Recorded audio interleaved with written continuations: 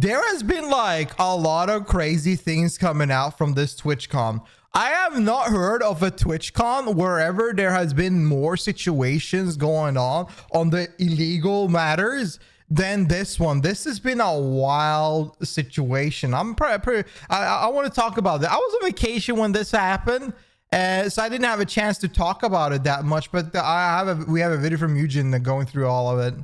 TwitchCon is the biggest streamer convention held yearly. It's also ridiculously expensive. This is crazy. It's nuts. Like, what do you go to TwitchCon for? You go there to see streamers. The fact that it costs as much is weird. Expensive, but guys, don't worry. It's worth it. Is it? I mean, you get to meet your role models. Oh my God, the people you Doc. look up to. Your favorite streamers. Oh, thank God. But if you happen to go as the streamer, it's even better because you're getting to meet up with your wonderful fans and your coworkers. You also get to be directly harassed on Oh my God, I heard about this. I've not seen this clip. stream by someone trying to get some clout. Yes, this popular streamer is getting his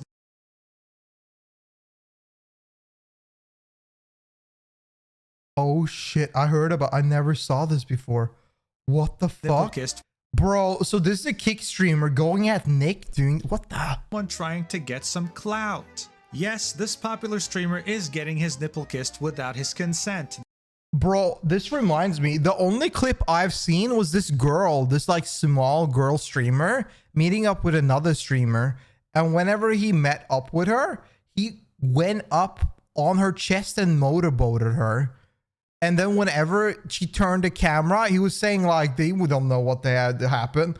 They don't need to know about it. And then he was apparently grabbing her ass. Like, bro, this TwitchCon was crazy.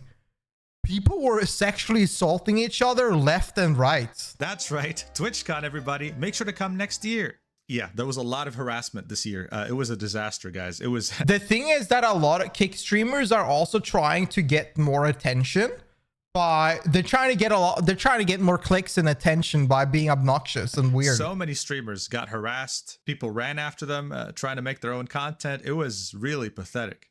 But ignore all that. It's just noise. As we know, the convention itself... I've heard San Diego smells like ass. Does anybody here live in San Diego that can confirm? Is nothing more than an excuse to just go to San Diego with all your fellow streamers and party like there's no tomorrow. Hell yeah, this baby. Isn't just exclusive to TwitchCon. Every convention kind of works that way.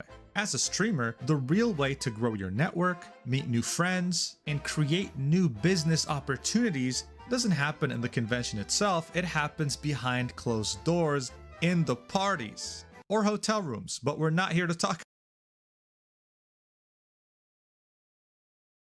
Oh, he's gonna talk about the moon shit? Okay. About that. Okay. There are so many parties and mixers and lunches and dinners. It's ridiculous. But now imagine being a smaller streamer and getting access to a party that is highly exclusive, with top DJ performers and an RSVP list that is checked on a case-by-case basis to see whether you're famous enough to attend and you somehow get approved. You'll meet large creators, successful creators, creators that you might be a mega fan of. This is a dream come true, and I'm sure you'd be expecting the party of a lifetime. You surely wouldn't be expecting someone to spike your drink with a very powerful drug when you're not. What do you mean you're not expecting that to happen? Have you been ever to a party? Like, I'm sorry, but I think this is like, it's not right and it's illegal, but I'm gonna be real. This is very common. This is extremely common. You can expect this from every party. Never accept drink from someone random. Always pay attention to your bartender and always use your own drinks. This is expected behavior. This is what people do, because you know why they use this as an excuse? Because a lot of people go to parties to just have fun, but a lot of people as well go to parties to fuck. And you can use the excuse of being drunk whenever everybody's getting wasted. Spiking someone drink, you can use the excuse of them being drunk. So that's why a lot of people do it, because they're fucking nasty ass people. Nasty and thirsty people. So this is expected. In the end of the day, everybody should expect it. And this is not only for girls, the dudes as well gotta pay attention to what the fuck could happen. Now, this happens a lot to like dudes doing it toward women, but like anybody can get spiked. Everybody can get drugged. Drink your own shit. Like, just don't take things from randoms. Like, come on, man. Also, there could be a lot of other things that could be wrong with it besides spiked. Looking to the point where you can't even move your lips at some point because your entire body. If they're not my homie, I'm not touching it. If it's not mine or my homie, I'm not touching it. That's it. Is limp. You also wouldn't be expecting the fire marshals to show up because somehow this exclusive party with very limited space got overcrowded. And finally, you also wouldn't be expecting the party organizer. Sadly, this is normal as Cal in public places. You get spiked. This is normal in the entire world, Nana. It's normal in Norway. It's normal in England. It's normal in Japan.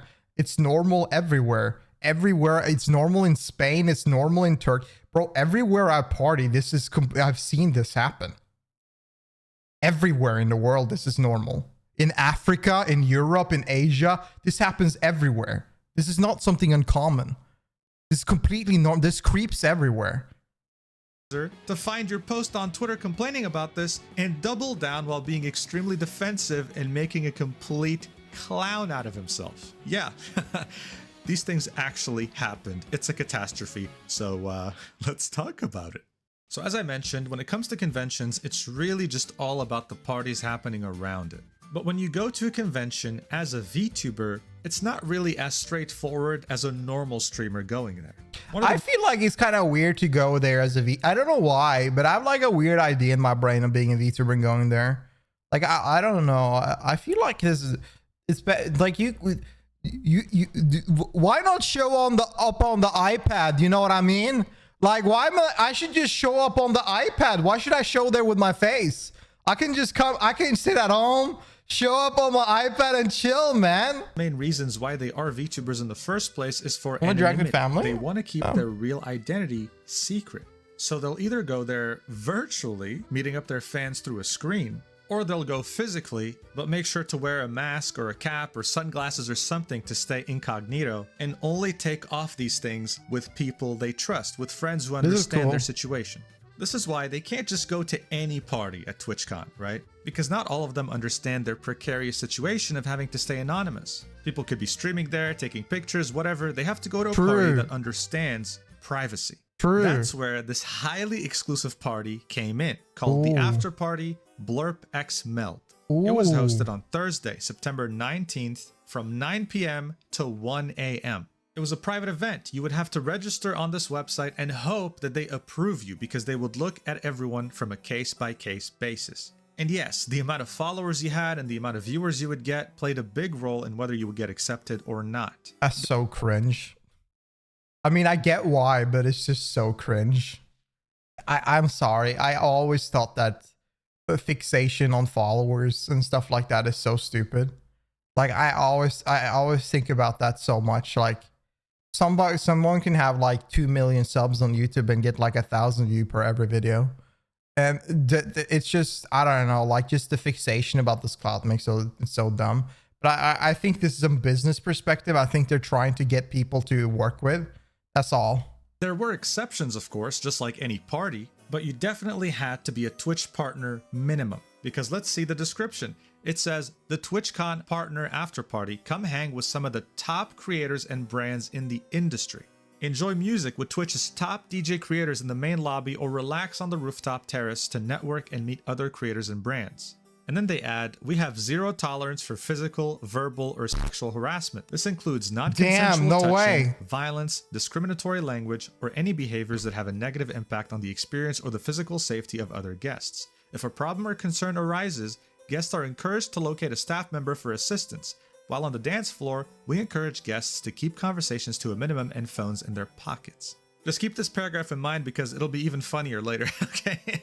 So from the rules, it says, 21 plus must show ID at the door. No streaming inside the venue. This is a very important thing for VTubers who want to stay anonymous and not get caught in someone's stream. And plus ones are allowed but must have their own accepted RSVP as well. Which should be a good thing because it means that no one random is going to be showing up as a +1 either. Everyone is going to be vetted manually. keep all of this in mind for later. So this is hosted by Blerp and Meld Studio. Meld Studio is nothing more than the sponsor Blerp was partnering with, but this is really Blerp's party. Okay. This wasn't really the first time Blerp. Blerp had made a TwitchCon type party. He had made 2 last year during TwitchCon 2023 in Las Vegas, and they were big successes as far as I can tell. The first one being a masquerade event, and the second one being a paid VIP party. So Blerp is someone with an established reputation. This is why people had high expectations and so many high-profile VTubers went there. It unfortunately ended in complete disaster. Now this all started when Hades, a VTuber from the Mythos agency, made one tweet saying, "I think I was drugged at the bar." She then clarified with this tweet saying, "An update. I am awake now. We don't know what actually happened to me last night other than I just wasn't okay. I was in no state to go to the hospital as I don't have insurance, and so I did not receive any tests to see if I had something in my system. We only suspect my drink may have been spiked due to how sick and horrible and drunk I felt after only 2 drinks even 3 to 4 hours out from leaving the bar. I felt very wrong and overall not okay. I was in a terrible headspace and honestly should not have been tweeting. Yeah, and I that doesn't apologize sound for normal. anyone I may have worried. Thankfully, my friends took care of me, so I am safe no matter what caused me to feel that way." So this probably that doesn't happened sound in a bar normal. around downtown, not too far from where TwitchCon was being held, and it's a very unfortunate reality. This is why you have to keep your eye on your drink at all times, and even then, it's not enough sometimes. That's why you're meant to be with friends, and that's exactly what Hades had done. She was with a bunch of different VTubers from Mythos, and they were able to get her out of there safely. And thankfully, nothing crazy had happened. But then, all of a sudden, Imuki, a different VTuber, quote tweeted that update from Hades and said this: "I was also roofied last night at a VIP party. I'm safe and okay, had a wonderful group of friends to help me. Stay safe, gamers, and cover your drink." Whoa, what's happening at these Blerp parties? They're all trying to drug each other up. Wait, what the what? I didn't see this one. That's crazy. I feel like at that point, there's not enough control, man. At least if it's a VIP party, what the? How do you let that one slip? Drinks. Now all of Also, who did you get the drink from? This is the thing they're not talking about. Where did you get the drink from? Why are they not talking about? They're saying they got roofied, they got spiked. Where did you get the drink? You had how many? What she said? How many drinks did she say? Like she had 2 or 3 drinks. Like it's not hard to figure out where the drinks came from at that point, right? It's not hard to figure it out and what happened. a sudden, this isn't just some random bar. Very sus. That is why, like, there's been people that don't believe them. And I think you should believe this in the end of the day.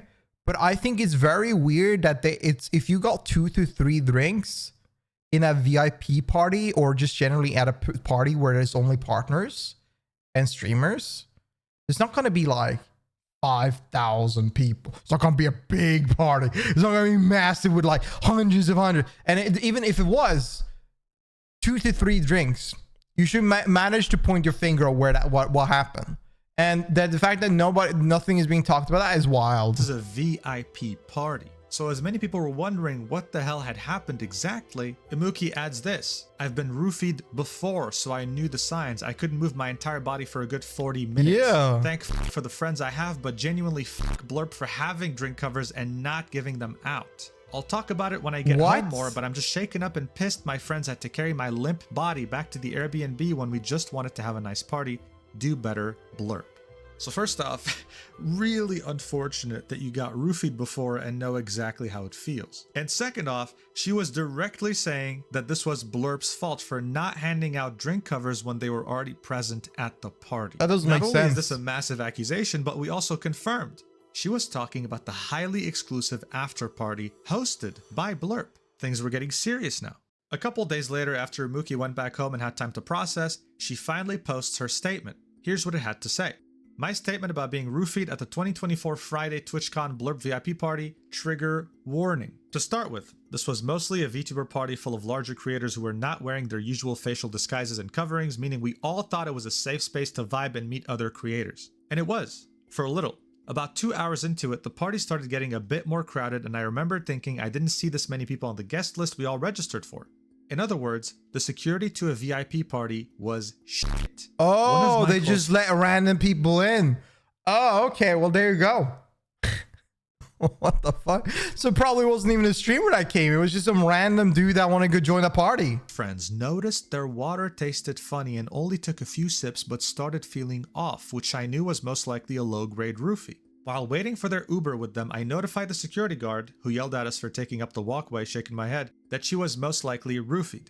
Shortly after she was picked up, it hit me hard. Now for context, I have been roofied before, so I know how it feels, but this was something much more severe. Once I started feeling heavy and unable to read well, I immediately ran to the bartenders, who I befriended, to let them know I'd been roofied and to take precautions. I was informed at that point that they had drink covers and were not handing them out. Damn. My friends, thank God they were there, had to carry my limp, hyperventilating body out of the party, which was soon blocked off by the fire marshals for overcrowding. For about 2 hours after that, I could only move my mouth, mumbling, and my eyelids. My point in this is that it was a VIP party with major creators there who felt it was a safe environment to demask. They had drink covers and did nothing, and security was shit and started letting God knows who in after a few hours. They had a responsibility to take care of us and did not. My con was ruined and I spent the rest of it shaken up and scared to drink anything but water. Do better, Blerp. So this wasn't just a roofie, this was— I feel like whenever you have a situation like that, why would you ever go back? Why would you ever go to another VIP or another Blerp like a party at all? Like, what's the point? Like, you fuck up once and you lost all your credibility already. Like, this is like security and a party like this is the most important thing. Streamers go around with bodyguards. Now, not maybe VTubers, but a lot of streamers go with bodyguards. And the fact that you don't even have like proper security for your entrance for a VIP party, like that are for streamers itself, is kind of crazy. There are weirdos and creeps and crazies everywhere. So at least where they could party and let their guard down, y'all should have the guard up. Hell of a drug. Something way stronger than the usual. And I think regardless of your gender in this situation, I'm sure you can imagine how scary it is to only be able to move your eyelids and your lips terrifying barely, while the rest of your body stays terrifying limp. This is horrible. Because then you go in because your brain is still active. You might not be able to move stuff, but your brain is active. So you're panicking.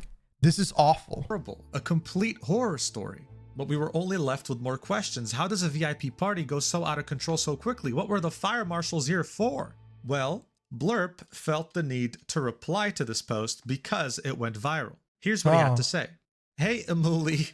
Great start. Already misspelling her name. Nice. This is the second case we've heard of someone that got their drink spiked, and we're so upset that happened to you and so glad you're recovering okay. Wow. Unfortunately, we did not have any drink covers for the party, nor did we communicate that we will have any. But at future parties, we will be sure to provide them. Please let us know if there's anything we can do to help you through this. Then Imuki replied. She said, first, it's Imuki. I just want to say that this is a horrible response. Because all this did was put the blame on the one talking about this. This did not respond to anything. All this tried to do was put the blame on her. I'm not okay, and even without the drink covers, it was your responsibility at a VIP invite-only party with several big names to make sure the only people allowed in were on the list. Drink covers or not, this is on you. Blerpy did not let this die here. No, he had to reply again, saying, sorry, Imuki, it auto-corrected. Everyone that got in was manually approved by us and our sponsors. The venue capacity was 350 and we only let 325 on the roof, and at one point 15 had to wait for others to leave to get in. There were no +1s or otherwise that were allowed in without an invitation. We denied nearly 500 plus RSVPs for the event. There was security at check-in to get wristbands, security to get onto the elevators, and security to get onto the roof itself. We absolutely agree we should have had drink covers for all guests. As we stated in our direct message to you, we'd be that would be a better start reply, by the way. This is how they should have gone with this. Happy to discuss options to make this right to you and any other guests that were affected. Now, I don't know about you, but this response does sound pretty damn passive-aggressive to me. It is. It's defensive and also it's unprofessional.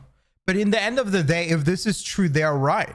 They're right on what they're saying. And this should have been their first response and they should have moved on from that. Because they're trying to give facts in that they were trying to do their best. And they acknowledge their fault at not having any covers at all. But then again, why do they think that more people were let through? Was the party that crowded? Well, if that's the case, then they got to figure out their lists. And it's not the kind of reassuring statement you're meant to give to someone who just got roofied at one of your own parties. Yeah, and also like, why are you being like, this is someone that got, bro, she got roofied at a party. Why are you being mad even? I can understand if this was a toward criticism, like if you replied this way toward criticism to your party, if you're a little bit unprofessional, that is. But dude, she got roofied at your party. What, bro? Oh yeah, we manually approved every guest on the list. We had security everywhere. Okay, man, that's great. Now, how did a bioweapon make it through your security so easily? A drug that can knock every part of your body out for 2 hours or more. Good to know that you manually approved the person who did this coming They clearly didn't. Like, that's the thing. They clearly didn't. into your party. Wonderful job. This only made him look like a clown. He did. I mean, come on, what kind of response is that? Unprofessional. There's also, and a clown. of course, no mention of the fire marshals and the overcrowding incident, or the fact that she wasn't the only one who got roofied. Oh, and let's not forget how he ended his statement. We direct messaged you, we'd be happy to discuss it there. So in other words, we'd love for this to quiet down and isolate you so people stop talking about this. Obviously. This is terrible. I mean, it ruins their brand.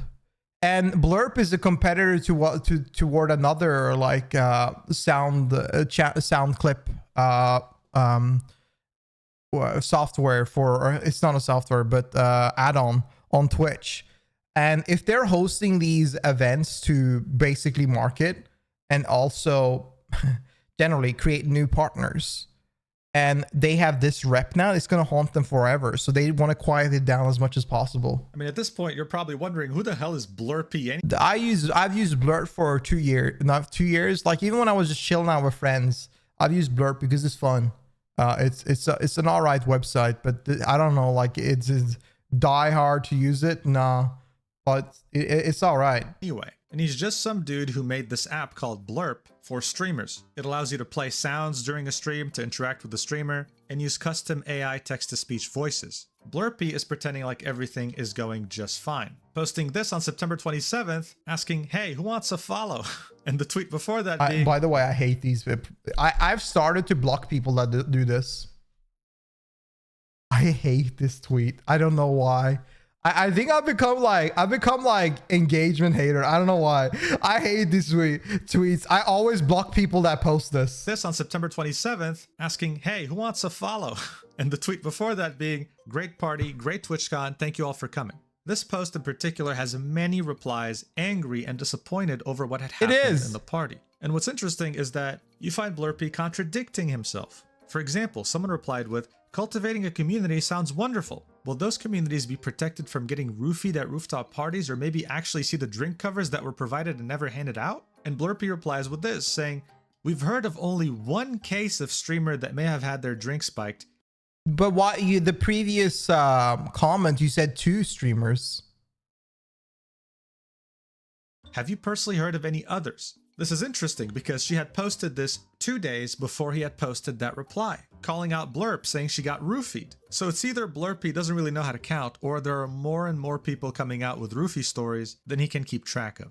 Now, Falside also made a video on the situation and reached out to Redclaw, another VTuber that was at the party. He confirmed some pretty concerning details. Ooh. Like, for example, security wouldn't look at the bags of anyone entering the party. And this doesn't surprise me one bit. How the QR codes you were given if your RSVP was accepted could be reused, so you could just send them to your friends and they could just reuse them infinitely.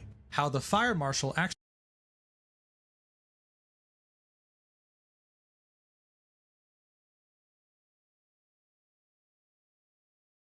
What? What? So they're lying. So you could just have one guy with VIP and go through. Oh my God. Did show up because the overcrowding became unbearable.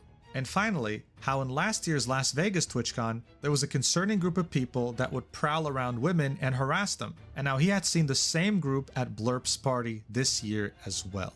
Overall, this situation is a complete and utter disaster. Every measure of security during this event was clearly just there for show. But I think the worst thing here, other than the fact that Blerp doesn't really seem to care, is that we still have no idea who caused this. This was a very exclusive VIP party full of I don't understand how you cannot figure it out. Bro, in parties with like 600 people, I figured it out. Bro, I had a friend got spiking as well. Bro, I figured out who it was instantly. It's not hard to see. In a group of people, it's very easy to see what's happening. You just got to open your damn eyes, and everybody has their eyes open, right? We all can see, right? We all can see. So why the hell, how can you not if you've only had 2 to 3 drinks, how can you not figure out where it happened? top creators, most notably VTubers from Twitch. There was an entire RSVP list with a manual review process. Letting it happen. Which one of these people snuck in with an extremely strong drug and got out without being caught? Yeah. We don't know. And you sure as hell won't catch me drinking anything if I ever go to Twitchcon and hang out in a party. I don't know if Blerpy... Use that logic everywhere you go. Only drink your own stuff and pay attention to your drink. Pay attention to the bartender. That's what you gotta do. If you are at a home party and a friend offers you something that they themselves, you're free to try that out probably, because it's a home party. You don't, most things don't happen there, but most of the cases, just pay attention to your own drink and do your own stuff. The hell his name is, ends up making a party in TwitchCon 2025, which will also be in San Diego. But I would be honest with you, the more I hear about TwitchCon and shit, I don't want to go. Like, I'll be real, yeah, I'll hear all of these things. It would be nice to meet viewers and stuff, but I don't feel like going. It sounds so boring and bad. I don't know. I don't see the appeal with, I just don't see the appeal with TwitchCon. Sure as hell hope that the security in that event will be more than just a decorative prop. Please stay safe out there, and yeah, I'll see you in the next video, whenever that is. Yeah, they're too expensive. Yeah, right.